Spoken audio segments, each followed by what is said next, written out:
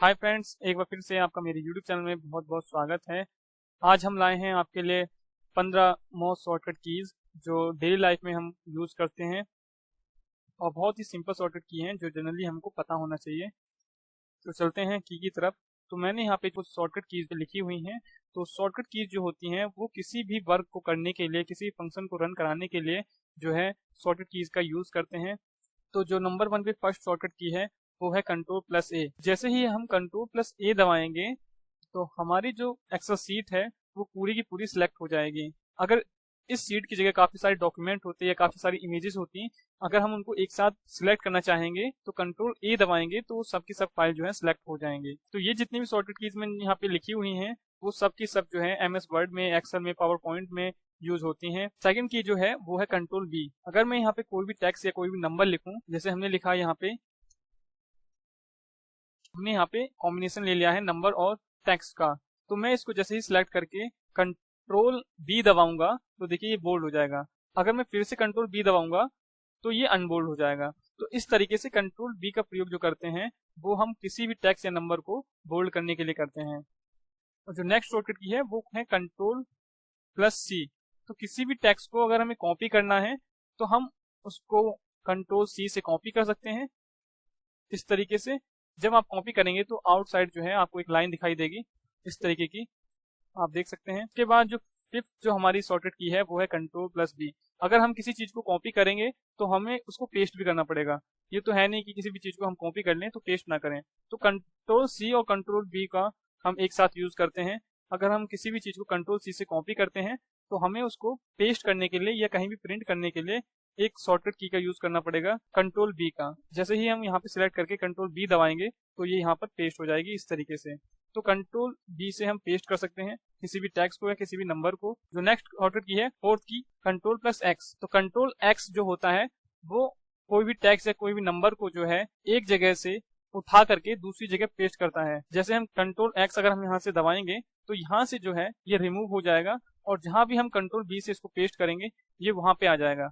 देखिए इस तरीके से। तो हमने यहाँ से इसको रिमूव किया और यहाँ पे इसको पेस्ट कर दिया। तो इस तरीके से कंट्रोल+X का हम कट करने के लिए यूज कर सकते हैं या किसी भी डाटा को एक जगह से हटाकर दूसरी जगह रखने के लिए इसका यूज कर सकते हैं। उसके बाद जो नेक्स्ट शॉर्टकट की आती है वो है कंट्रोल+F, यानी फाइंड करना। फाइंड का मतलब होता है किसी भी टेक्स्ट में या किसी भी नंबर में अगर आप किसी भी वर्ड को या किसी भी लेटर को खोजना चाहते हैं तो आप उस पर सिलेक्ट करके जैसे ही आप कंट्रोल+F दबाएंगे तो एक ऑप्शन खुल जाएगा कि आप फाइंड क्या करना चाह रहे हैं।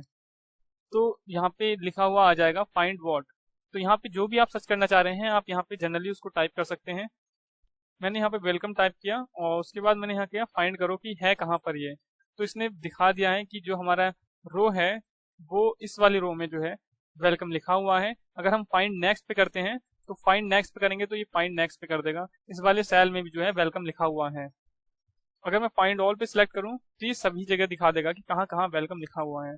तो देखिए आप देख सकते हैं बुक 1 सीट 1 में जो है लिखा हुआ है यू आर वेलकम 456। तो आई वे कॉलम में और 9वें रो में जो है ये लिखा हुआ है। तो इस तरीके से आप समझ सकते हैं कि फाइंड का यूज किस तरीके से करना है। अगर आप MS वर्ड में जाएंगे तो वहां पे वो जनरली जो है उस पर हाईलाइट कर देगा, उसके नीचे अंडरलाइन दिखा देगा। बट एक्सेल में जो है ये खाली सेल को जो है इंडिकेट करता है कि कौन से सेल में जो है वर्ड या वो नंबर लिखा हुआ है। उसके बाद नेक्स्ट जो की है वो है कंट्रोल+N।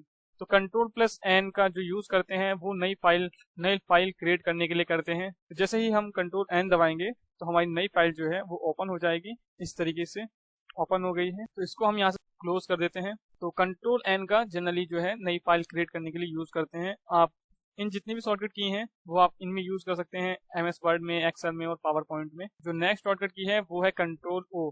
तो कंट्रोल+O होता है किसी फाइल को अगर आप ओपन कराना चाह रहे हैं तो कंट्रोल+O से फाइल ओपन हो जाएगी। तो देखिए जैसे ही मैंने कंट्रोल+O दबाया तो हमारा जो फाइल है वो ओपन हो गया है। इस तरीके से कंट्रोल+O से आप कोई फाइल ओपन करवाना चाह रहे हैं तो आप करवा सकते हैं। उसके बाद आता है कंट्रोल+P। तो कंट्रोल+P का जो यूज करते हैं वो प्रिंट करने के लिए यूज किया जाता है। अगर आप कोई भी प्रिंट निकालना चाहते हैं अपने प्रिंटर से तो वो प्रिंट जो है कंट्रोल+P दबाएंगे तो वो प्रिंट हो जाएगा। जैसे ही कंट्रोल+P दबाएंगे तो इस तरीके का जो ऑप्शन है वो खुल जाएगा और नंबर ऑफ कॉपी यहाँ लिखा हुआ आएगा कि आप कितनी कॉपी जो है प्रिंट करवाना चाहते हैं। इस तरीके से जो है कंट्रोल+P का यूज प्रिंट करने के लिए करते हैं। और कंट्रोल+S का जो प्रयोग करते हैं वो करते हैं किसी फाइल या फोल्डर को सेव करने के लिए।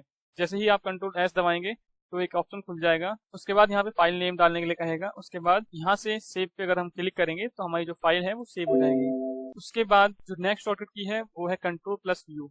अगर हम किसी भी टेक्स्ट या किसी भी नंबर के नीचे अंडरलाइन देना चाहते हैं तो हम कंट्रोल अगर यू दबाएं तो उसके नीचे अंडरलाइन आ जाएगी। इस तरीके से आप देख सकते हैं इसके नीचे एक अंडरलाइन आ गई है। तो इस तरीके से किसी भी टेक्स्ट के नीचे अंडरलाइन लाने के लिए कंट्रोल प्लस यू का यूज करते हैं। उसके बाद जो नेक्स्ट शॉर्टकट की है वो है कंट्रोल प्लस आई।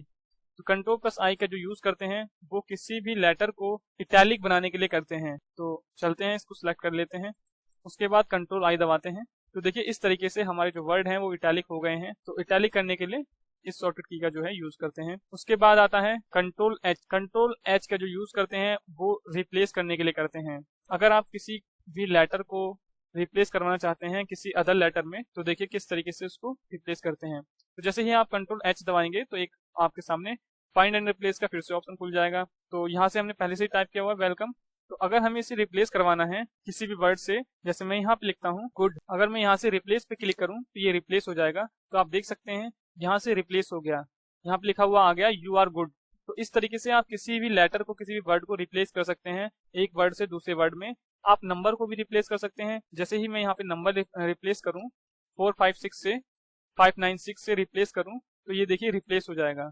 तो इस तरीके से ये रिप्लेस हो गया है। जो रिप्लेस हुआ सेकंड वाली सेल में रिप्लेस हुआ है। तो अगर मैं यहाँ पे रिप्लेस ऑल पे क्लिक करूँ तो ये दोनों में रिप्लेस कर देगा। तो देखिए इस तरीके से दोनों में रिप्लेस कर दिया है 596 596। तो इस तरीके से रिप्लेस ऑल पे क्लिक करेंगे तो जिसमें भी ये वर्ड लिखा हुआ है 456 उन दोनों सेल में जो है हमारा रिप्लेस हो जाएगा जिस भी टेक्स्ट को या जिस भी नंबर को हम डालेंगे उसमें।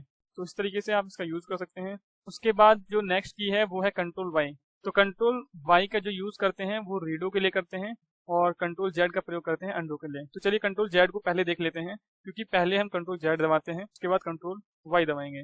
तो कंट्रोल जेड से जो है अगर हमने किसी भी टेक्स्ट में या किसी भी नंबर में फॉर्मेटिंग की है अगर हम चाहते हैं वो बैक हो जाए, जैसे मैं यहाँ पे इसको कलर दे देता हूँ एक येलो। अगर मैं चाहता हूँ कि ये वापिस हो जाए यानी अंडो हो जाए फिर से जैसे पहले था वैसे ही हो जाए तो मैं कंट्रोल जेड यूज करूंगा। कंट्रोल जेड यूज करूंगा तो देखिए वो फिर से वैसे ही हो गया है यानी कि बैक हो गया है। अगर मैं इसको वापस से जो है रीडो करना चाहूँ कि जैसा कि पहले था वो आ जाए, आगे वाला आ जाए, तो कंट्रोल वाई दबाऊंगा तो ये रीडो हो जाएगा। देखिए कंट्रोल वाई से रीडो हो गया है और कंट्रोल जेड से अंडो हो गया है। एक तरीके से कह सकते हैं कि अंडो जो है बैक का काम करता है और रीडो जो है वो फॉरवर्ड का काम करता है आगे भेजने के लिए। अगर आपको ये वीडियो हेल्पफुल लगी तो हमारे चैनल को सब्सक्राइब करें एंड वीडियो को लाइक करें। धन्यवाद।